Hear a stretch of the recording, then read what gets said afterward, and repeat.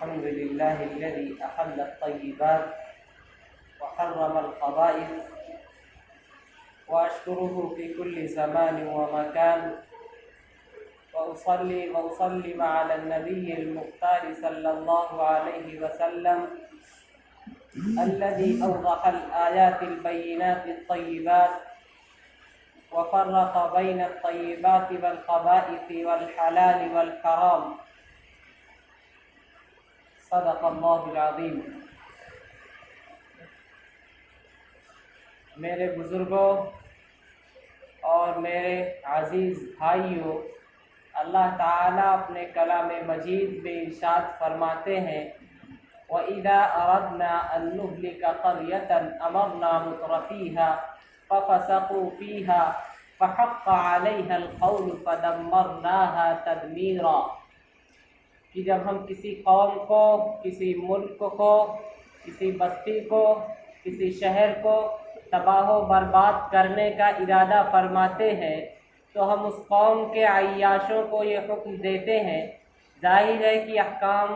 نبیوں کے ذریعے اور پھر نبیوں کے صحابہ اور ان کے تابعین، تبع تابعین، ائمہ مجتہدین اور پھر علماء کرام کے ذریعے امت تک ان احکام کو منتقل کیا جاتا ہے۔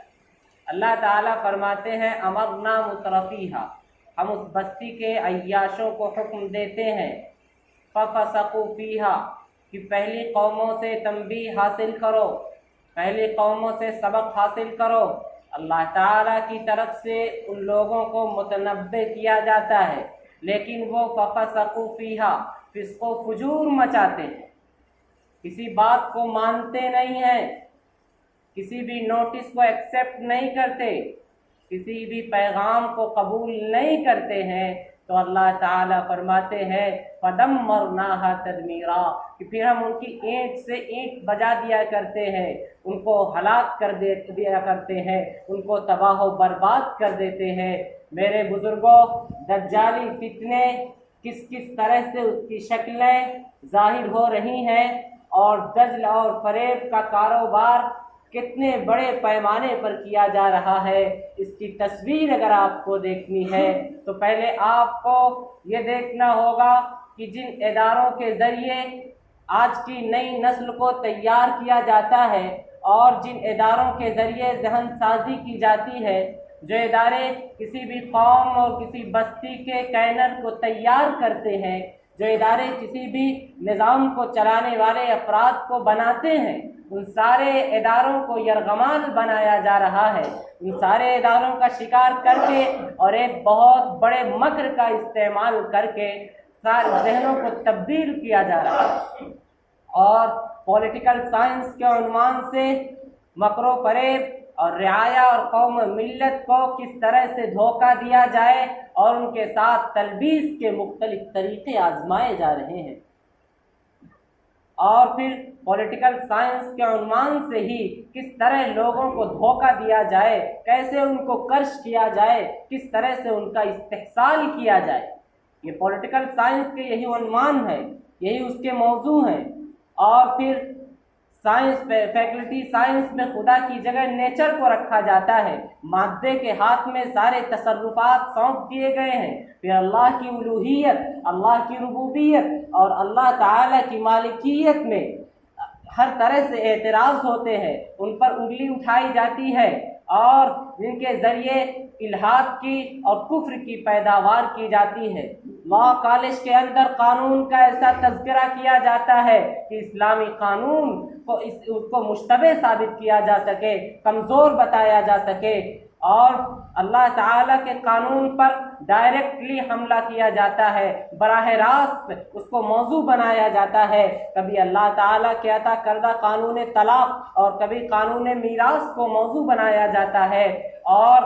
کبھی اللہ کے ان قوانین پر حملہ کیا جاتا ہے جن کا تعلق کسی بھی معاشرے اور کسی بھی سماج کے اخلاقیات پر منحصر ہوا کرتا ہے۔ شراب کو نئے نئے نام دیے جا رہے ہیں، سود کو نئی نئی شکلیں دی جا رہی ہیں، گناہ کو عام کیا جا رہا ہے، اور جن چیزوں کو اللہ تعالیٰ نے حرام کیا ان کو حلال کرنے کی کوشش کی جا رہی ہے، جو ملبوسات اور جو پہناوے اور جن مشروبات کو اللہ نے حرام کیا ان کو جائز کرنے کی کوشش کی جا رہی ہے، اور آرٹ کالج کے نام پر آج ناچنا سکھایا جاتا ہے، بچوں کو ننگا پن سکھایا جاتا ہے۔ دنیا کے اندر سے اور سماج کے اندر سے شرم و حیا کا جنازہ نکال دیا گیا ہے، شرم و حیا رخصت ہو گئی ہے، آنکھوں میں شرم نہیں بچی، جن کے نتیجے میں اخلاقی قدریں خاندان سے ہی نہیں بلکہ گھروں کے اندرون سے بھی باہر چلی گئی ہیں۔ آنکھوں میں شرم و حیا نہیں بچی، شرم و حیا کا قلعہ خما کر دیا گیا ہے، اور جو شرم کی بات کرتا ہے اس کو عنوان نیچ اور دقیانوسیت کا دیا جاتا ہے۔ اس کا مطلب یہ ہے کہ جو شرم و حیا کی بات کرے وہ سب سے بڑا متشدد ہے، وہ سب سے بڑا انتہا پسند ہے، اور جو پھر بے شرمی کی بات کرے، جو عورتیں بے شرم و جیسا لباس پہنے، جو عورتیں مردوں کی شکل اختیار کریں، جو عورتیں مردوں کا لباس پہنے، اور پھر جو مرد عورتوں کے حلیے اپنائیں، اور جو مرد عورتوں کا لباس پہنے ان کو باعزت اور ایڈوانس سمجھا جاتا ہے، انہی کو ترقی یافتہ سمجھا جاتا ہے، اور جن کو نبی نے معلوم کہا ان کو باعزت سمجھا جاتا ہے۔ اور پھر پرائمری اسکول تک جائیے، پرائمری اسکول میں چھوٹے ننھے معصوم بچوں کے اندر جنسی تعلیم لاگو کر دی گئی ہے، ان کے اندر بے حیائی پھیلائی جانے لگی، ان کو جنسی تعلیم لازمی کر دی گئی ہے تاکہ بچپن سے ہی ان کے اندر جنسی جذبات بھڑکیں۔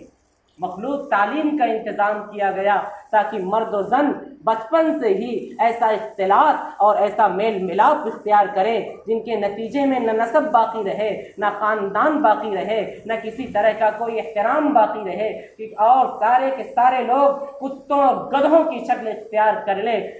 کیونکہ انسان نے اپنے اندر کی حدود کو اللہ تعالیٰ نے جو حدیں اس کو دی تھیں ان کو پامال کر دیا، نبیوں کی تعلیمات کو فراموش کر دیا، اللہ کی کتاب کو طاق نسیاں پر ڈال دیا گیا۔ ذرا سوچئے، اور انبیاء کرام اور مجددین اور صحابہ کرام اور تابعین، تبع تابعین، مصلحین و مجددین کے کارناموں کو اور ان کی تحقیقات کو یونیورسٹیز سے، کالجز سے نکال باہر کر دیا گیا۔ وہ کہتے ہیں کہ جب کسی قوم کی جب گیدڑ کی موت آتی ہے تو وہ بستی کی طرف بھاگتا ہے، ایسے ہی جب کسی قوم کے اندر تباہی کا دور آتا ہے تو وہ قوم بے حس بن جاتی ہے، بے غیرت بن جاتی ہے، اس قوم کے اندر حیا نہیں باقی رہتی۔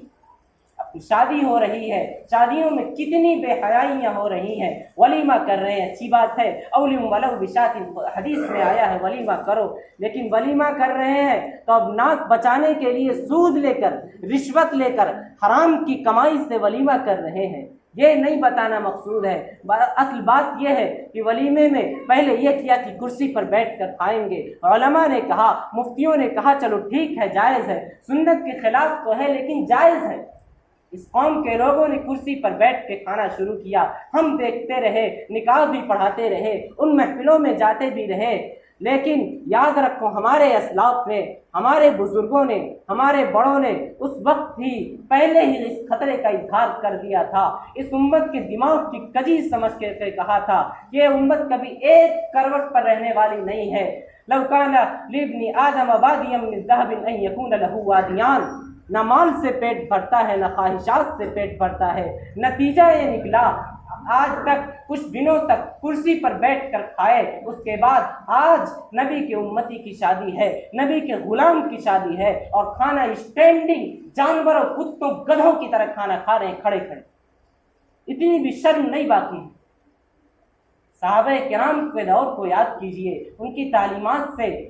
فائدہ حاصل کیجئے، اور اپنی زندگی کو اس طرح گزاریے کہ میری زندگی کا مقصد تیرے دین کی سرفرازی، میں اسی لیے مسلمان، میں اسی لیے نمازی۔ وآخر دعوانا ان الحمد للہ رب العالمین۔